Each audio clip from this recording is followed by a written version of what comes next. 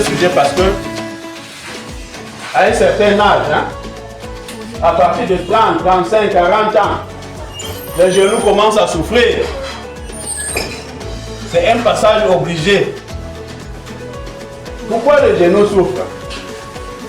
Parce que c'est des articulations qui sont beaucoup utilisées.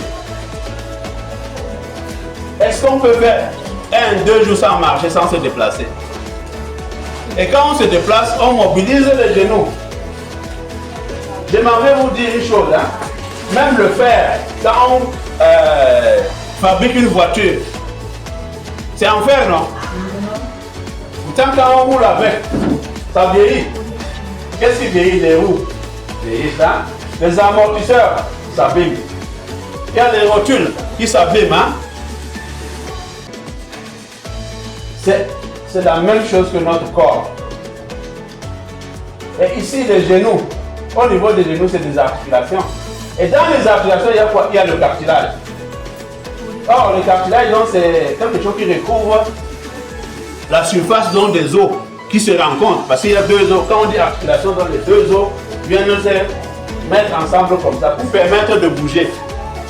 Or, sur la surface articulaire, il y a ce qu'on appelle le cartilage. Et le cartilage, c'est comme la roue d'une voiture. Quand vous roulez beaucoup, la roue vieillit aussi rapidement.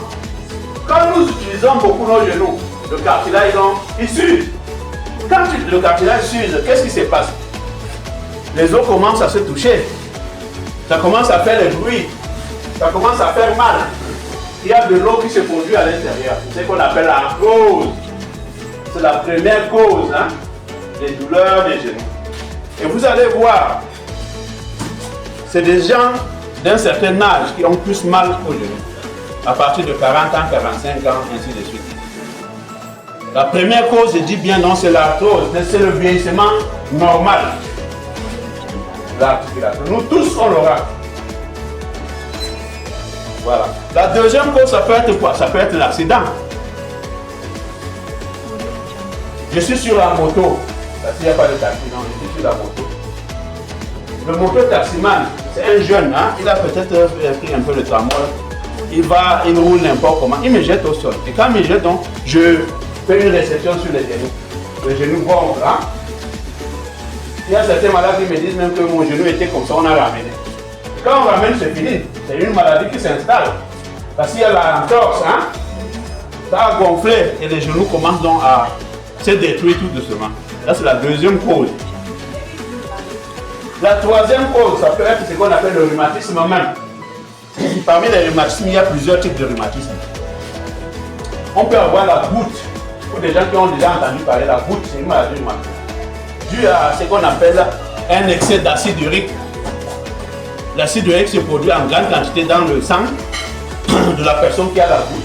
Mais cet excès d'acide urique-là, qui devrait normalement être éliminé par les reins, on pisse l'excès pour quelqu'un de normal. Mais chez les gens qui ont la goutte, ils ne pissent pas tout, donc ça s'accumule dans le sang. Quand ça s'accumule dans le sang, ça va se déposer comme des microcristaux de sel dans les articulations. Et quand ça se dépose au niveau des genoux, ça commence à faire mal, ça gonfle et ça détruit l'articulation. Ça, c'est une cause des douleurs du genou. L'autre cause, ça peut être le rhumatisme inflammatoire même. Et là, ça peut même arriver, même chez les jeunes. Hein. Il y a des jeunes qui ont des rhumatismes.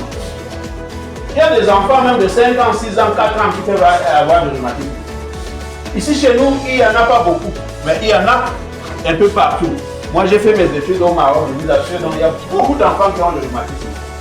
Je ne sais pas pourquoi. Mais Dieu nous a préservé ça ici. Hein. Il y en a quand même. Il y en a. Mais il y a moins qu'ailleurs. Hein. Voilà, c'est ce qu'il faut noter.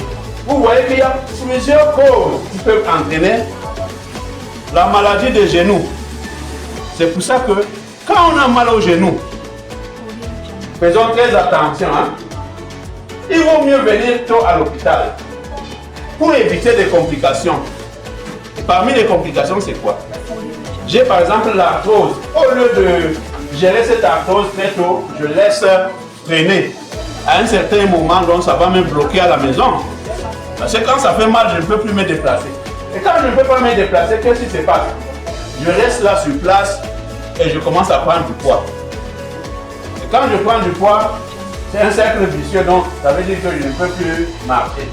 Et c'est pour ça que vous verrez la majorité de nos mamans et papas qui ont des problèmes simples au départ, se compliquent parce qu'ils ne sont pas allés tôt à l'hôpital. Donc faisons très attention. Hein. Et la complication même de cette maladie des genoux, qui peuvent être l'arthrose, la goutte, le rhumatisme.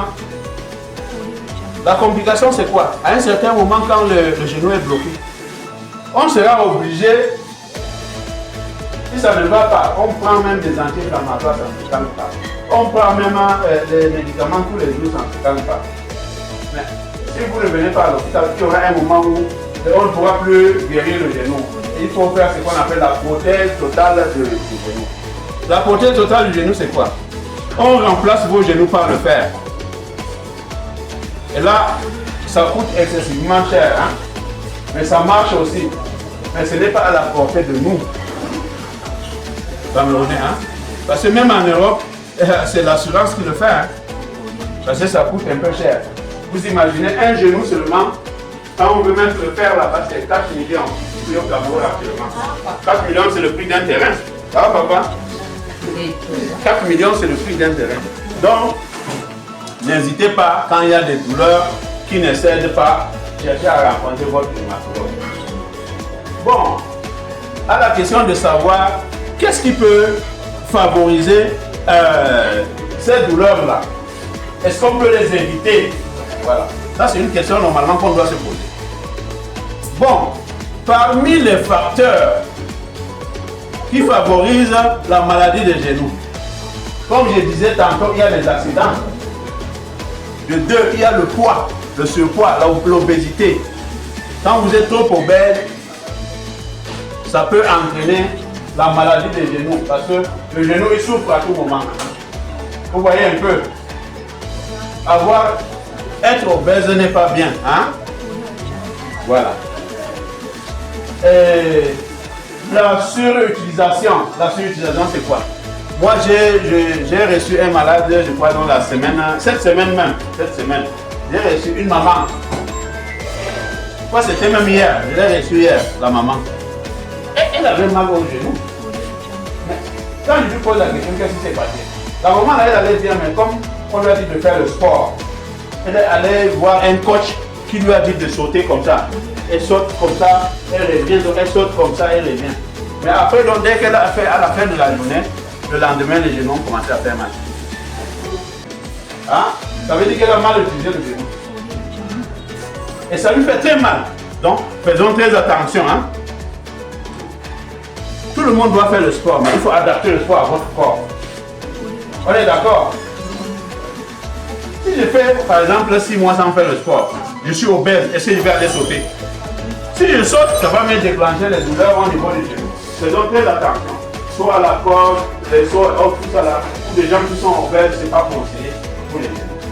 Donc faisons très attention. Hein? Faisons très attention. Ça, c'est un conseil que je vous donne. Beaucoup de gens vont vous dire, faites-le soit à la corde, ou bien sauter comme ça. Non.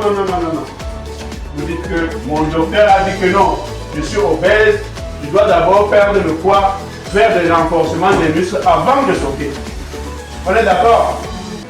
Je peux marcher, je peux faire du vélo, je peux danser, parce que la danse aussi c'est le sport. Hein?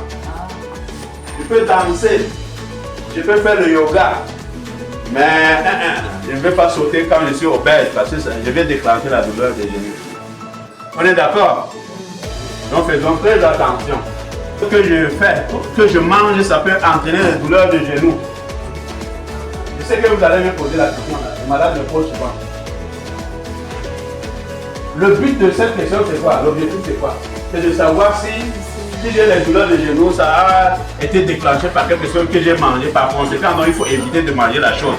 Vous voyez à quoi je veux en venir?